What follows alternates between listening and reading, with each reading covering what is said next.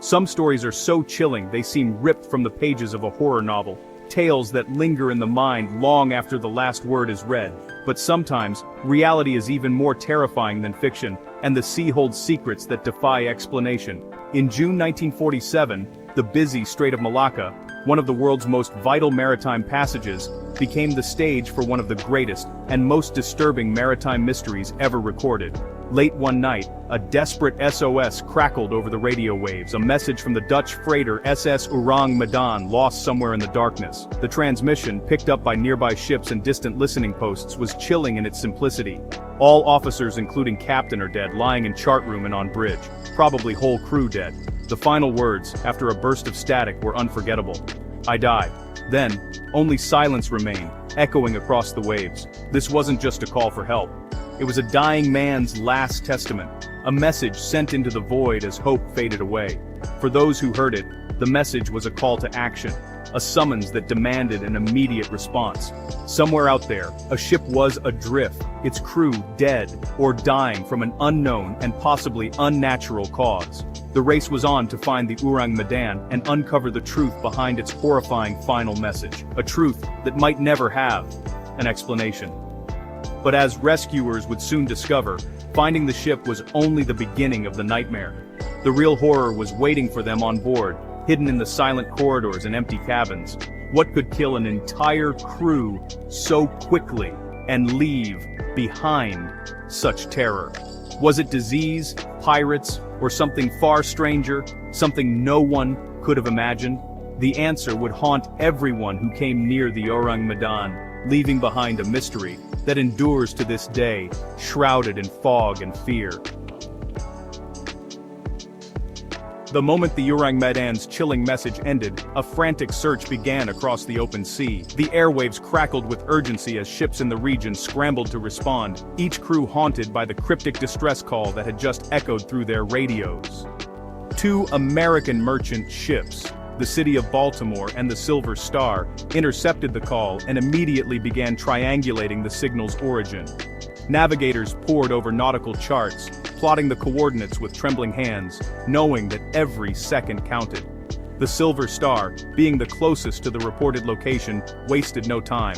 Its captain ordered a sharp change of course, engines roaring as the ship surged forward, determined to reach the drifting freighter before it was too late. The day was bright and calm, a stark contrast to the dread building among the crew. The sun glinted off the water, but beneath the surface, tension simmered. Every man aboard felt the weight of the unknown pressing in. Hours dragged by as the Silver Star cut through the waves. Finally, a lookout's shout broke the silence. A ship was spotted on the horizon, eerily adrift and silent, matching the Ourang Medan's description. The freighter appeared undamaged, floating listlessly on the still sea, yet there was no response to repeated hails or blasts from the ship's horn. The silence was absolute, unnatural, and deeply unsettling. Captain Sullivan of the Silver Star quickly assembled a boarding party. The officers gathered their gear, exchanging uneasy glances as they prepared to cross over to the ghostly vessel. As the boarding party approached in a small boat, the sense of unease deepened. The Ourang Medan loomed before them, a silent giant, its decks empty and foreboding, a floating tomb on the open sea. The final desperate message, "I die," echoed in their minds as they prepared to board. Each man wondered what horror might await them inside. With hearts pounding, the crew hesitated at the gangway, steeling themselves for whatever they might find. The unknown was more terrifying than any storm. The ship was about to reveal its secrets. Every step forward felt like crossing into another world, a world where the rules of life and death no longer applied. The Silver Star's crew braced themselves for a nightmare, clinging to hope that they might find survivors, but fearing the worst. The Ourang Medan was waiting, shrouded in mystery and silence, its decks deserted and lifeboats untouched.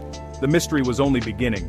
The sea itself seemed to hold its breath as the boarding party vanished into the ship's shadowy interior. What they found inside would defy explanation and haunt them for the rest of their lives. The boarding party climbed cautiously onto the Ourang Medan's deck, their boots echoing on the weathered planks as the ship rocked gently in the calm sea. The silence was oppressive, broken only by the distant cry of a gull and the creak of the ship's rigging. They stepped into a waking nightmare, the air thick with an unshakable sense of dread. Bodies were everywhere, starting with the captain, who was slumped lifelessly over the bridge console, his eyes wide open as if frozen in his final moment of terror.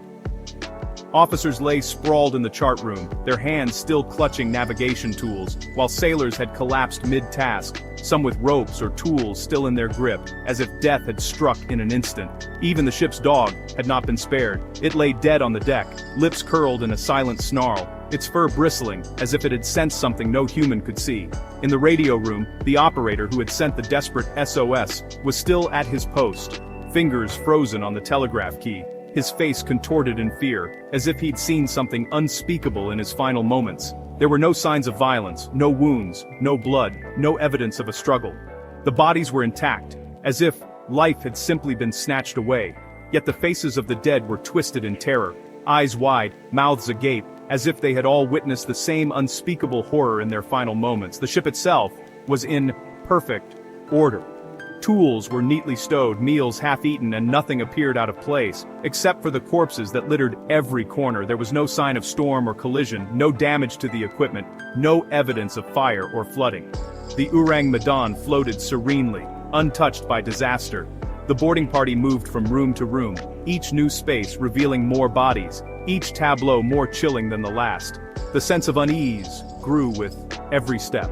Below decks, the air was unnaturally cold, a strange, bone-deep chill that made the men shiver uncontrollably despite the sweltering tropical heat outside. It was as if the ship itself was haunted by a lingering, icy presence. The source of the cold was a mystery.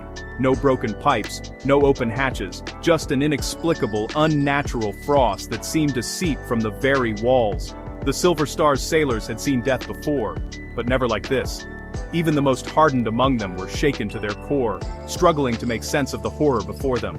The Ourang Medan was now a floating morgue, adrift on a sea of mystery. The cause of death was as baffling as it was horrifying, and the silence of the dead ship seemed to press in on all sides. The few clues they found, strange objects, cryptic notes, and odd chemical smells, only deepened the mystery, raising more questions than answers. What could kill so swiftly, so silently, leaving no trace but terror? The answer remained elusive, just out of reach. The horror was far from over. The Ourang Medan's secrets would haunt the men who boarded her, and the world, for years to come. The most disturbing detail was the look on every face, eyes wide, mouths agape, frozen in terror. No wounds, no bruises, no sign of struggle. The crew had died instantly, as if their life force had been snatched away. Pirates and mutiny were ruled out. The ship was orderly, the bodies where they fell. In the galley, food was still warm. Death had come only hours before. Yet the lower decks were freezing, far colder than the tropical air above. The ship's refrigeration couldn't explain it. A faint, almond-like odor lingered in the air. A classic sign of cyanide, but the bodies showed none of the usual symptoms. The combination of terrified expressions, unnatural cold, and strange smell created a puzzle with no logical solution. The Silver Star's crew knew they had to leave. Something was deeply wrong. They didn't want to become the next victims. The Ourang Medan was a death trap. The mystery only grew. Investigators searched for answers and focused on the ship's cargo. The Ourang Medan may have been secretly transporting a deadly chemical agent, possibly potassium cyanide and nitroglycerin. If seawater leaked into the hold, it could have triggered a toxic gas, killing the crew in moments. This would explain the speed of death, the lack of injuries, and the almond smell. The nitroglycerin could have made the ship a floating time bomb. But the theory has holes. A chemical reaction would produce heat, not the unnatural cold reported. And why risk such a cargo in busy shipping lanes? The lack of a cargo manifest only deepens the suspicion. The chemical theory fits some facts, but not all. The true cause remained elusive. Normally, a disaster leaves a paper trail, logs, manifests, reports. But with the Ourang Medan, the trail goes cold. No official record of the ship exists, not even in Lloyd's list. Some believe Ourang Medan was a code name, used to hide the ship's true identity and mission. The Silver Star's logbooks for that period are also missing. Declassified CIA files mention the incident, but add no new details. The lack of documentation fuels theories of a government cover-up. Was the ship carrying something so sensitive it had to be erased from history? The missing evidence is, for some, proof of a conspiracy. The truth remains buried. The Silver Star's crew didn't linger. They quickly retreated from the haunted ship. The captain ordered the Ourang Medan to be towed to port for investigation, but as the tow began, smoke billowed from the lower decks, fire spread rapidly, and the Silver Star's crew had to cut the line. From a safe distance they watched as flames engulfed the Ourang Medan. Suddenly, a massive explosion tore the ship apart. Debris rained down, and the freighter vanished beneath the waves. The ship and its secrets were gone forever. The explosion destroyed all evidence, bodies, cargo, and any hope of answers. For some, it was the inevitable result of a volatile cargo. For others, it was the perfect cover-up. The mystery deepened. With the Ourang Medan lost to the depths, the mystery should have ended, but decades of searching have failed to find the wreck.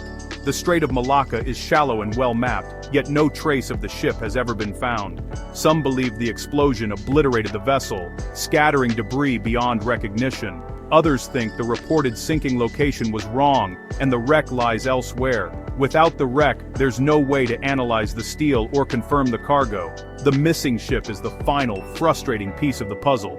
It's as if the Ourang Medan vanished twice, once from the world of the living, and again from the ocean floor. The sea keeps its secrets well, the legend endures. What really happened to the Ourang Medan?